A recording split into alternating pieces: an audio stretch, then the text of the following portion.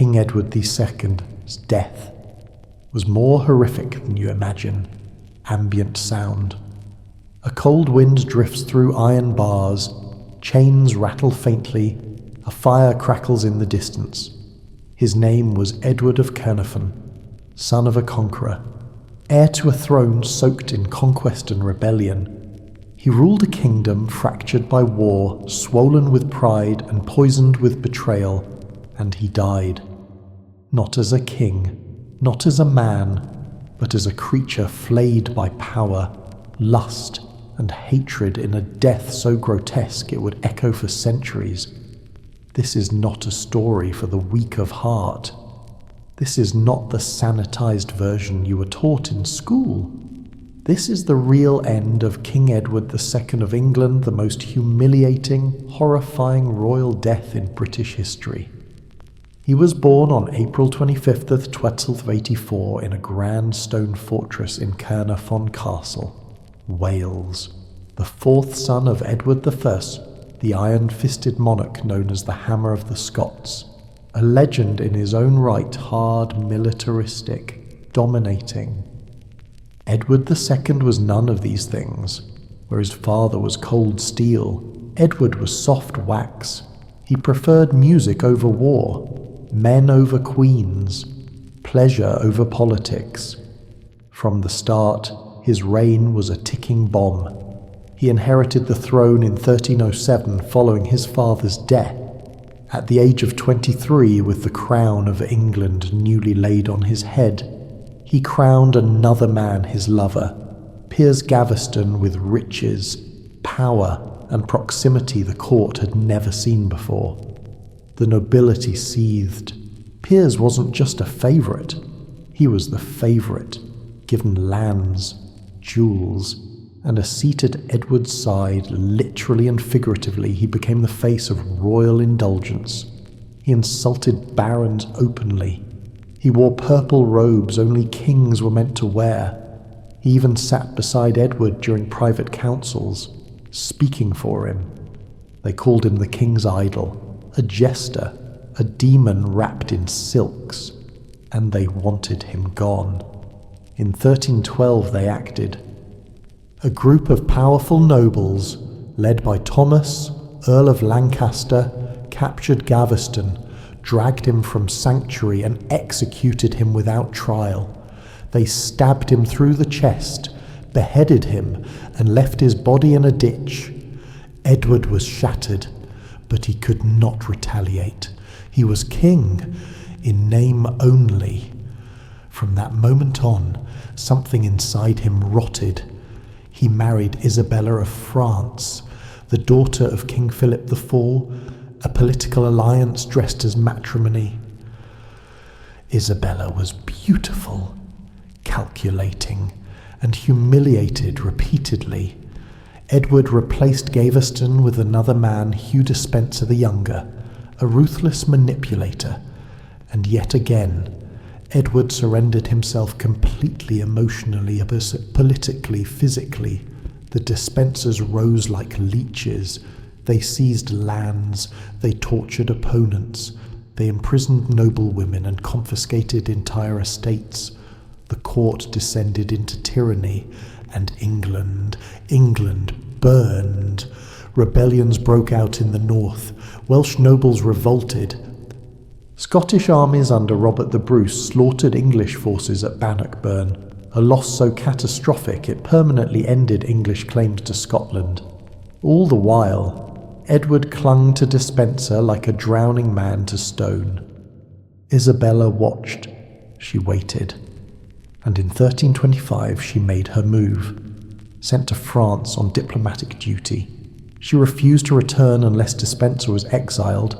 Edward, spineless as ever, refused. So Isabella declared him unfit to rule, raised an army with her lover Roger Mortimer, and invaded England in 1326. What followed was swift and surgical. The people cheered, the barons opened gates, and Edward fled. He was captured in a marsh in South Wales, tired, weeping, and dressed as a peasant. The once King of England now a broken fugitive. He was taken to Kenilworth Castle, then transferred to Berkeley Castle, a gloomy fortress nestled in the damp woods of Gloucestershire. There, he was imprisoned in a stone cell, its windows barred, its floors cold and wet. And there, the whispers began, because now that Edward was dethroned, he was a threat, alive. He could inspire rebellion, he could be rescued, he could talk, but dead. He was just another mistake history could bury. So Mortimer and Isabella made a decision Edward would not leave Berkeley Castle alive, and he would not die cleanly. What happened next has lived in infamy. The official chronicles claimed he died of natural causes on September 20th, 1327. But contemporary sources, foreign reports, and later confessions tell a different story. A death designed not just to kill, but to humiliate, to inflict the kind of pain that erases a man's soul, to send a message not to Edward, but to everyone watching, a punishment crafted for his pleasures, a punishment through the rectum. Cut, a pause, the wind dies, only the crackling fire remains. This was no simple execution. No beheading, no hanging, no blade, no. What came was fire and iron. In the black silence of a midnight chamber, two executioners held Edward down. They forced him onto his back, restrained his arms and legs, and then they brought out a red-hot poker, glowing, searing, hissing with heat. They inserted it into him, deep, slow, and held it there. His screams echoed through the stone corridors, so loud, they say, that guards moved cattle into nearby chambers to muffle the sound. The fire cooked him from the inside out. Tissues ruptured, intestines burned, blood boiled and seared, and yet he did not die quickly. He convulsed, bit through his own tongue, and bled from his nose, mouth, and eyes. It took hours, and when it was done, there was no mark on the body, no stab wound, no strangulation, nothing that could be proven, just burnt flesh inside a dead king's corpse. The body was buried at Gloucester Abbey, a simple tomb, quiet. But the whispers never stopped, because the world had seen what they did, and it remembered. The lovers, the rebellion, and the rotten court. Soft clanking of chains, footsteps echoing down stone stairs, a door creaks open. In the darkness that followed Edward's death, one truth remained. His body was gone, but his story had just begun, because while Edward III was being buried with whispers and rot, his murderers were ascending the throne, cloaked in righteousness, but soaked in betrayal. At their head stood Isabella of France, now titled the She-Wolf of France, and Roger Mortimer, her lover, confidant, and puppet master. But Edward's fall had been years in the making, and his love for Hugh Despenser the Younger was the match that lit the fuse. The Despenser family were not merely favourites. They were predators, legally protected, personally endorsed, and terrifyingly ambitious. Hugh Despenser the Younger did more than steal land. He used royal power to torture his enemies. He imprisoned noble widows to force the signing of deeds. He starved families into submission. He branded rebels, not just for punishment, but for sport. Under Despenser's rise, the royal court became a machine of extortion, targeting anyone not aligned with Edward's affections. And Edward, blinded by love or fear, watched it all in silence. The resentment turned into rebellion. In 1321, a civil war erupted. The Marcher lords, whose lands bordered Wales and were particularly targeted by the Despensers, rose in armed revolt. For a time, they succeeded. Hugh Despenser and his father were exiled by force, but Edward bided his time. By 1322 he had rebuilt his army. He crushed the rebellion at the Battle of Boroughbridge, where rebel leader Thomas of Lancaster was captured and executed, his body drawn and quartered, displayed in parts. Edward, emboldened by the victory, brought the Despensers back, stronger, crueler. He revoked charters, arrested barons without trial, even forced confessions from nobles by using medieval waterboarding, dunking them into freezing rivers while bound.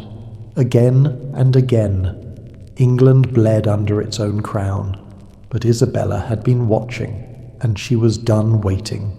When she left for France in 1325, Edward saw it as diplomacy.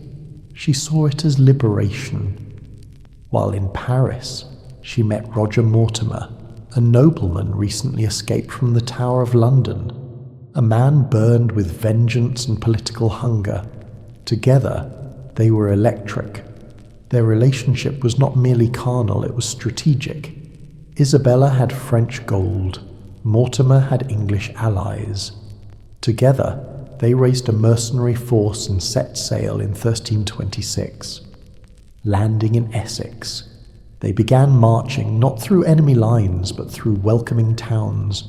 Nobles defected instantly. The Despensers were despised. Edward was abandoned. In just 2 months, Edward lost his kingdom, his court, and his crown. The Despensers, of course, did not die quietly. Hugh the Elder, father to the younger Despenser, was captured in Bristol.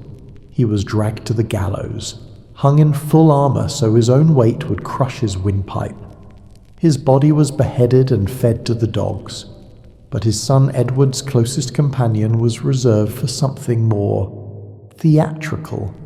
Hugh Despenser the Younger's execution was designed as a grotesque public event. In Hereford, a massive crowd gathered to witness the fall of the man who had, for a decade, terrorized the nobility.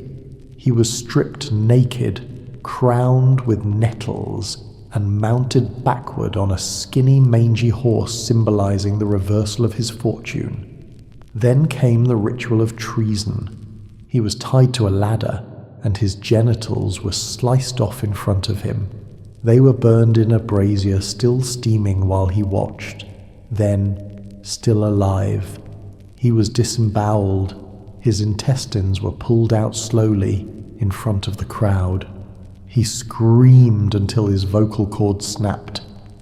Finally, his heart was cut from his chest, and his limbs hacked off and nailed to the gates of London. Edward was forced to watch, imprisoned, disarmed, and broken.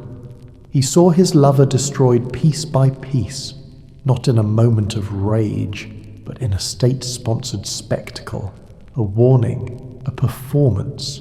He never recovered. And then came Berkeley, a damp, rat-infested fortress miles from the capital, where the walls leaked and the guards spoke in whispers, where Edward II, once king, once adored, was now a man waiting to disappear. He was kept in filth, heavily guarded, and left to rot. But rumours spread that loyalists were coming, that a rescue attempt was imminent, and so Isabella and Mortimer acted with silence and steel. The murder was arranged in the shadows, a red-hot iron rod, a forced entry, a scream that shattered stone, a body that never told tales. But the aftermath, it would not be clean. Many refused to believe the king was truly dead. His body, they said, was too untouched. His tomb, too secretive. Rumours spread across Europe that Edward had escaped, that the corpse was a double, that he lived as a monk in Italy, even that he wandered the continent in shame, hiding from the crown that burned him alive. But in England, silence was law. A new king had been crowned, Edward III, son of Isabella, a boy manipulated by Mortimer, and for a time, the conspirators thrived, but revenge, like history, waits. The Boy King and the Bloody Reckoning. Ambient sound a throne room. Distant murmurs, footsteps pacing over cold stone. The crown passed from a man rotting in a dungeon to a boy standing in the shadow of a throne. Edward III, aged just 14, was crowned King of England in the winter of 1327, but it was a coronation in name only. Behind the curtain, behind the regalia and cheers, two shadows ruled England: Isabella of France, his mother and her lover, Roger Mortimer. Together, they seized not just power, but absolute control. Mortimer was made Earl of March, a title never before granted. He was gifted estates across the kingdom, taking lands once belonging to those executed under Edward I. He created his own private army, surrounded himself with loyalists, and assumed the tone of a king without the crown. Isabella, meanwhile, took a more silent grip overseeing councils, manipulating court alliances, and tightening the leash on her son. Young Edward was paraded like a trophy, dressed, anointed, and posed, but every decision was Mortimer's. For 3 years, the realm simmered under this silent tyranny, but the boy was watching, and he was not his father. Edward III was born into war. He had seen betrayal, blood, and the collapse of a dynasty, and inside him, a new monarch was forming, one that would one day lead England through the 100 Years' War. But first, he would need to take his kingdom back. It began with whispers in the Tower. Men loyal to Edward began plotting in 1330, just days before his 18th birthday. On October 19th, as Mortimer and Isabella slept in Nottingham Castle, Edward's men found a secret passage, a tunnel running beneath the fortress. They emerged like phantoms in the night. Roger Mortimer was dragged from Isabella's bed in the dead of night. He was not allowed to dress. No armor, no weapon, just cold air and panic. Isabella begged for mercy, but the boy said nothing. He watched, silent, cold, eyes fixed on the man who had murdered his father by fire, by iron, and by lust for power. Mortimer was taken to the Tower of London. No trial, no debate, just condemnation. He was hanged at Tyburn, but not cleanly. He was stripped, then suspended by the neck, slowly to prolong death. His corpse was left on display for 2 days. Crows picked at his eyes. Isabella was spared the noose. She was sent into house arrest at Castle Rising in Norfolk, surrounded by servants, gardens, and silence. But she never returned to court, never held power again. She lived for 28 more years, fading in the shadow of her son. And as for Edward III, he became one of England's most formidable kings. But even as his reign blossomed into victories and legacy, one question never left him: what really happened to his father? Soft sound, pages turning, a scribe murmuring Latin. For centuries, the official line was clear. Edward II died of melancholy and illness, a king worn by sorrow, but too many knew, and too many talked. Monks, foreign emissaries, even Isabella's former ladies-in-waiting. Stories leaked of the red-hot poker, of Edward's screams, of the burned corpse and the silent priests. In 1330, a letter surfaced in Italy, claiming that Edward had survived and was living in exile as a hermit. A monk named Manuele Fieschi, a papal notary, swore the account was true. Edward III received the letter. He read it, but he said nothing. Whether he believed it, we will never know. Perhaps it brought him comfort, or perhaps it twisted the blade deeper. Because no matter how many wars Edward III would win, no matter how many castles he'd build or crowns he'd crush, his reign began in the flames of his father's body. And some legacies cannot be escaped. The Abbey of Gloucester, where Edward II is buried, became a site of pilgrimage, not out of reverence, but out of guilt. People wept at the stone. They left coins, prayers, and apologies. No king of England has ever died in such disgrace. None has ever been so publicly unmade, then buried in official silence. The wounds never healed. Historians still argue. Some say Edward survived. Some say he deserved his fate. But the truth is darker, because in Edward II's death we see a mirror of politics unchecked, of passion weaponized, of love turned into a crime, of power so absolute it forgot to be human. And in the end, what killed Edward was not a poker. It was betrayal, ambition, and fear, all crowned in royal gold. The tomb and the truth.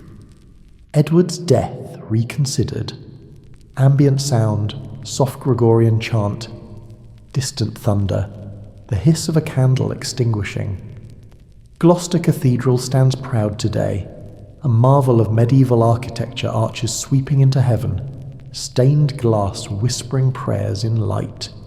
But beneath the vaulted ceiling, down beneath the nave where the air smells of cold stone and centuries, lies the tomb of Edward II. It is solemn, majestic. A sarcophagus carved with his likeness, hands in prayer, eyes closed in peace. But this peace is a mask, because what lies beneath that tomb may not be what the history books claim, and the questions surrounding his death have only deepened with time. In 1855, centuries after Edward's death, the tomb was opened during restoration, expecting a simple coffin. Workers instead discovered an elaborate lead casket encased in a stone vault, highly unusual for a disgraced monarch. The coffin bore no identifying marks, no royal seal, just the weight of something unresolved. Inside were bones complete, mostly intact, preserved by the cold embrace of time. Was it him, perhaps? But why the royal treatment for a man deposed, humiliated, and allegedly murdered in one of the most grotesque executions in English history? Why the respect, if his death was meant to be a warning? That question haunts historians. And it leads back to a single document written not by a chronicler, not by a court official, but by a clergyman in Avignon. The Fichy letter. Penned in 1337, it claims that Edward II escaped death at Berkeley Castle. The letter, addressed directly to Edward III, outlines a detailed account that the king was warned of the murder, that a body double a man of similar build was presented as the corpse, that Edward was smuggled out, first to Corfe Castle, then to Ireland, and eventually to Italy, where he lived as a monk in obscurity and shame in the Benedictine monastery of Sant'Alberto di Butrio. It sounds far-fetched, like medieval fantasy, but the details are painfully precise. The letter describes the route Edward supposedly took with towns, abbeys, and hiding places real and verifiable. It names monks, nobles, and ships, and it offers no reward, no request, simply the truth, or something claiming to be it. For decades, the letter was dismissed, a forgery, a lie. But in recent years, some scholars have taken it seriously. In 2008, historian Ian Mortimer published a controversial paper re-examining the Fichy letter. He compared its contents to tax records, property rolls, and papal archives. He found overlaps, corroborations, whispers that the king may indeed have survived. One chilling detail stands out.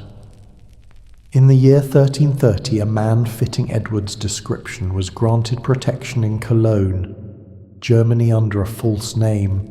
Later, in Italy, a William the Welshman, tall, educated, with knowledge of courtly life, entered a monastery, penniless.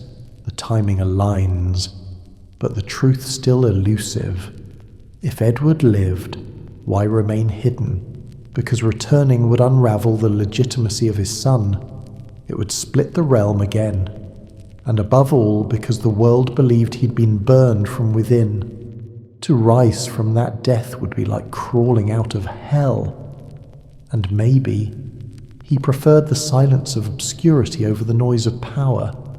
And yet, if the body in Gloucester is Edward's, then someone buried a man with reverence, not disgrace. His tomb is ornate, more so than many kings who died in honour. It bears the full Latin inscription Edwardus Secundus Rex Angliae, Filius Edwardi Primi, King Edward II, son of Edward I. And for centuries, pilgrims came not to gloat, not to curse, but to weep, to repent. Because even among executioners and traitors, there is an unspoken rule: some deaths should not happen, no matter the crime, no matter the politics. What was done to Edward by poker or poison, by betrayal or blade, was a desecration of the soul, a punishment designed not to kill the man, but to erase him. Distant bell tolls, cold wind sighs, and yet he was not erased. He haunts the archives of Europe. His face appears in the margins of royal manuscripts. His death is whispered in classrooms and shouted in documentaries, but rarely do we tell the story truthfully. We say he died mysteriously. We say he was unpopular. We say his end was tragic, but we do not say he was violated. He was sacrificed.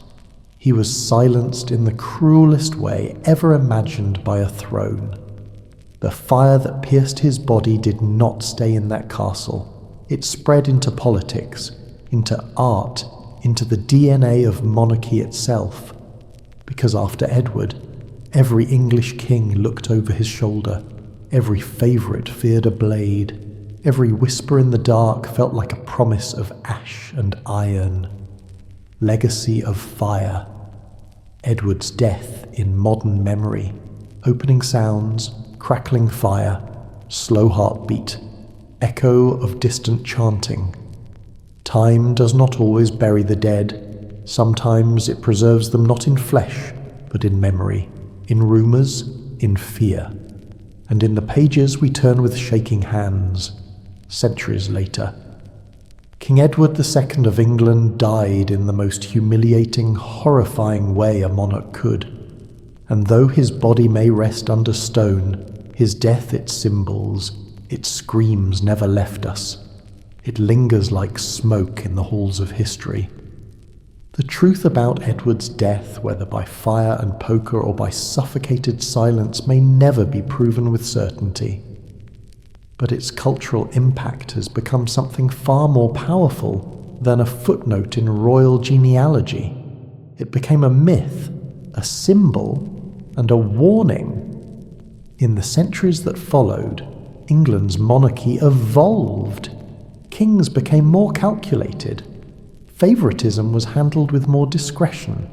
Punishments were often public, but rarely so personal, so visceral. Because what happened at Berkeley Castle wasn't just a murder. It was a ritual, crafted to destroy not just the man, but everything he stood for.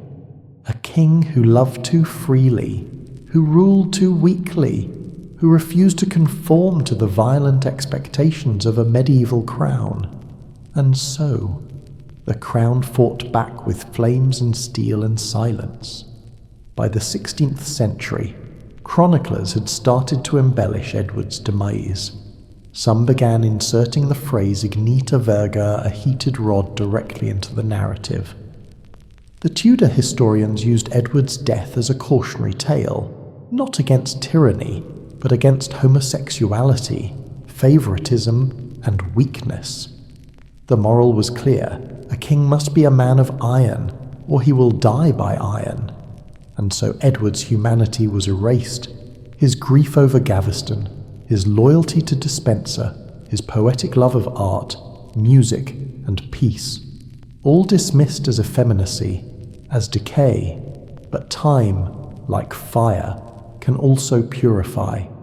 By the 19th century, new voices began to speak of Edward with sympathy. The Romantic poets saw in him a figure of tragedy, a man undone not by failure, but by a world that had no place for gentleness. Playwrights painted him as a tortured soul, an innocence surrounded by wolves, his final moments tied down in darkness. Torn from dignity became the climax of theatre. And then, in 1991, the play Edward the by Christopher Marlowe was revived for modern audiences. Suddenly, Edward was not just a king. He was a symbol of queerness, of love punished, of a system that demanded cruelty over compassion. Then came film. In 1995, director Derek Jarman created a bold adaptation of Marlowe's play, reframing Edward as a gay martyr, a figure destroyed by bigotry, not incompetence. The burning poker became a symbol of repressed rage, of a society that cloaks its violence in respectability. Audiences wept, some walked out, but the story burned again, not in medieval halls, but on the silver screen. Today, Edward the Sound stands between two worlds. In one, he's a failed king, naive, manipulated, broken. In the other, he's a victim of one of history's most grotesque hate crimes, a man punished not for treason, but for daring to love. Neither view is complete, but between them lies a deeper truth. Edward the Sound was a man who lived, wept, loved, and died in agony. And that agony was not an accident. It was designed. Sound soft Latin hymn fading in, the flicker of a candle. When we speak of torture, we often speak in numbers, in devices, in centuries. But the torture of Edward's sect was different. It was not medieval for the sake of tradition. It was medieval by invention, by intent. They chose a punishment that left no scar on the outside, so the world could pretend it didn't happen. But the world remembers, in museums, in textbooks, in YouTube videos like this one, we tell his story because we must. Because the moment we forget how far cruelty can go when cloaked in royalty is the moment we risk repeating it. Edward's legacy is not in the laws he passed or the wars he lost. It's in the warning his death carved into history. A warning to power that fear is not the same as loyalty. A warning to citizens that silence is not safety. And a warning to us all that even the highest crown can be reduced to ash and bone when the fires of vengeance are left to burn unchecked. As you walk the corridors of Gloucester Cathedral or stare into the fog over the Severn River, you might hear it, the whisper of chains, the hiss of fire, the quiet prayer of a king whose voice was taken from him, but whose story can never be silenced.